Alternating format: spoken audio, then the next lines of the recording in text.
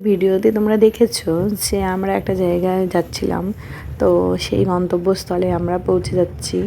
এটা ছিল তার মেন রোড থেকে বাইপাসে যে রাস্তাটা ঢুকতে হয় সেটাই শান্তিকুঞ্জর দিকে। অ্যাকচুয়ালি এটা নাম কিন্তু আলাদা, কিন্তু আমরাই নাম দিয়েছি শান্তিকুঞ্জ।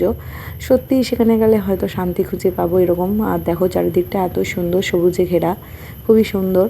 এটা কিন্তু একটা গ্রাম, কিন্তু দেখে কিন্তু একদমই মনে হচ্ছে না। আমিও কিন্তু ফার্স্ট টাইমই আসা, কারণ আমিও জানতাম না এর ভেতরে একটা এত সুন্দর জায়গা আছে।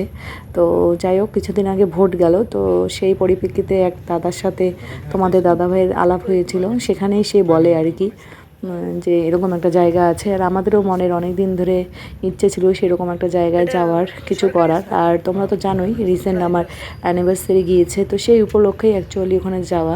সবসময় তো বাড়িতে লোককে ডেকে খাইয়ে আমরা করি, কিন্তু এইসব অনুষ্ঠান করতে গেলে কিন্তু অনেকটা সময়ের প্রয়োজন বা সুযোগ সুবিধা কখনোই হয় না। আর ভগবান না চাইলে তো হয় না, সেটা আমি সবসময়ই বলি। তো এবার আমার মনের ইচ্ছে ছিল, যেহেতু আমার বিয়ে 3 বছর পূর্ণ হলো, বাড়িতে ছোটো মোটো একটা সেলিব্রেশন হয়েছিল। আমি ভেবেছি যে না, আমি একটা এরকম জায়গায় যাব।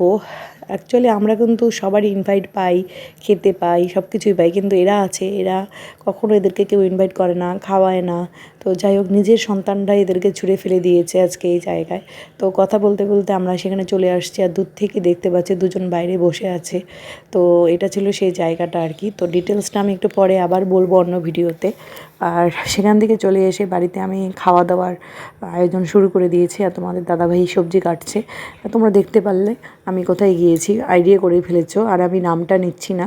তো সেখানে গিয়ে আমার চোখের জল অঝরে ঝরেছে, সেই ভিডিও আমি নিতে পারিনি, কারণ আমি যেহেতু প্রথম গিয়েছি, সেখানে গিয়ে আমি ভিডিও করব এটা তো হতে পারে না। না, সব কিছুরই তো একটা সভ্যতা ভদ্রতা বলে থাকে।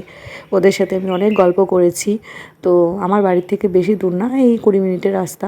তো সেখানে গিয়ে আমি ওদের পারমিশন এনে তারপরে বাড়িতে একটু রান্নাবান্নার আয়োজন করা হয়েছিল, মানে আমার মা, আমার কাকিমণি, আমি সবাই মিলে। তো আরও ডিটেলস জানতে পরের ব্লগে চোখ রাখো।